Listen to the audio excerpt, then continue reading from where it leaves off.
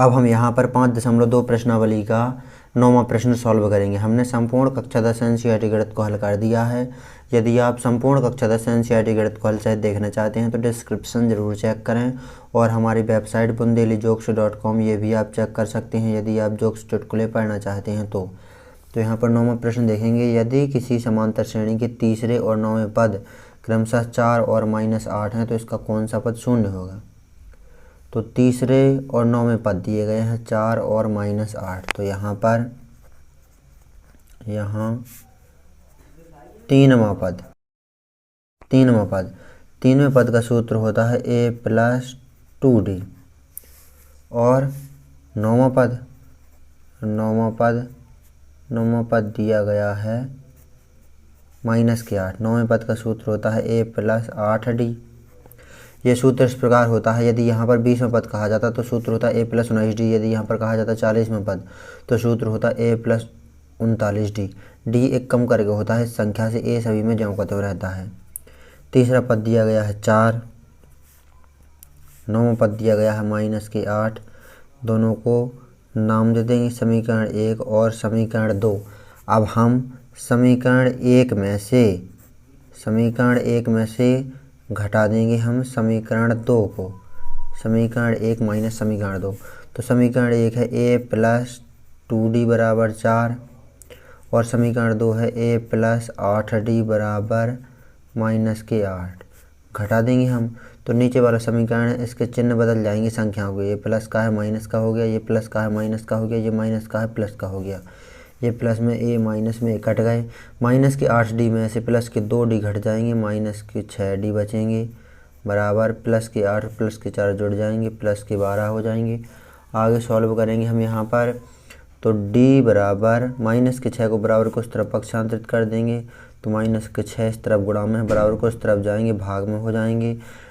d बराबर 6 का भाग 12 में 2 बार जाएगा, माइनस का चिन्ह तो माइनस के 2 आ गया, d का मान आ गया।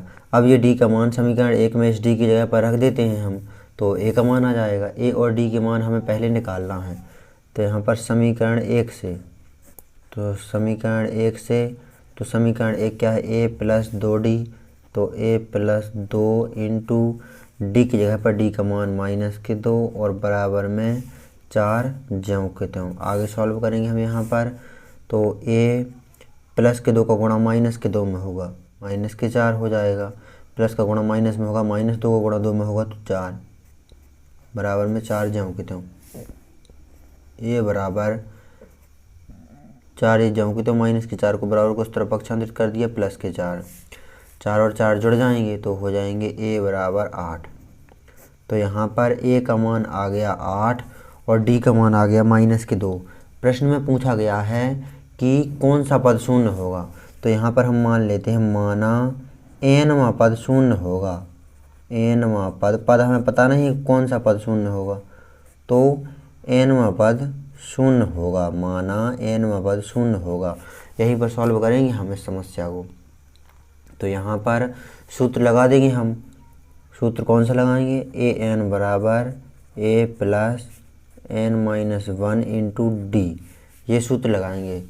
तो यहाँ पर इस सूत्र में मान रखेंगे nवां पद है शून्य तो an होता है ये संख्या, तो ये nवां पद शून्य है तो यहाँ पर शून्य रख दिया बराबर a का मान है 8 प्लस n ज्ञात करना है nवां पद, n का मान जो निकलेगा उसी में पद होगा शून्य तो n ज्यों का त्यों माइनस का 1 भी ज्यों का त्यों इंटू d का मान है -2।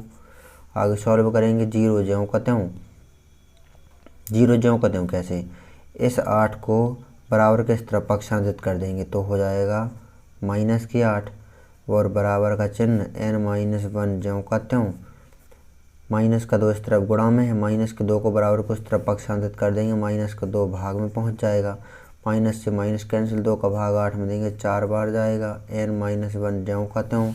आगे सॉल्व करेंगे हम यहाँ पर तो यहाँ पर 4 ज्यों का त्यों, माइनस के 1 को बराबर को इस तरफ पक्षांतरित कर दिया, प्लस का 1 बराबर किस तरफ बचेगा n बराबर 4 और 1 हो जाएगा 5 तो n का मान आ गया 5। तो यहाँ पर माना था हमने nवां पद शून्य होगा, मान लेते हैं nवां पद शून्य होगा। n का मान तो आ गया 5, तो 5वां पद शून्य होगा। तो ये आ गया हमारा आंसर। अतः 5वां पद शून्य होगा। तो हमें यही ज्ञात करना था कि इस श्रेणी का कौन सा पद शून्य होगा, तो 5वां पद शून्य होगा। तो ये हमारा आंसर है।